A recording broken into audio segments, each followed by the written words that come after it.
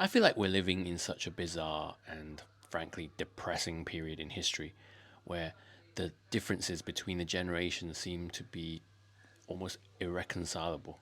The gulf between our generations just seems to be ever increasing and our common ground dwindling. This is particularly noticeable in areas like freedom of speech.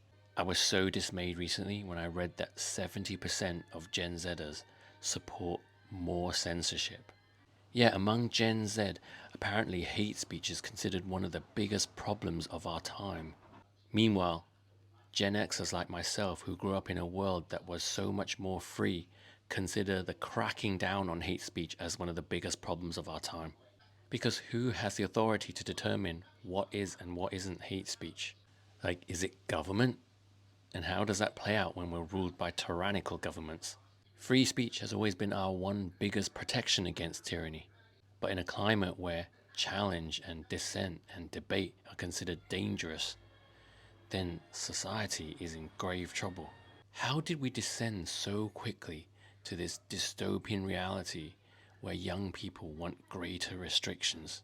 Sometimes I wonder if it's just down to autism, because we now have the highest levels of autism that have ever existed since the condition was defined. And I suspect this is down to all the medical interventions that have taken place over recent decades.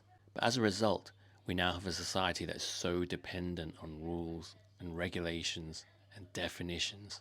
And the understanding and tolerance for nuance is disappearing, which is really frightening. Those of us who still have an appreciation for nuance, the grey areas in life, feel like a dying breed. In this world where neurodivergence, as they call it, is the new norm, those of us who are neurotypical are like freaks. And our old school, nuanced, critical thinking is perceived as a threat to this strict new social order. I feel like the onus is on us Gen Xers who are old enough to remember when freedom of thought and diversity of thought were positive things, to educate those around us that this is how it used to be and the world was better that way. We need to teach our kids that disagreement is not hate. Stop calling disagreement hate.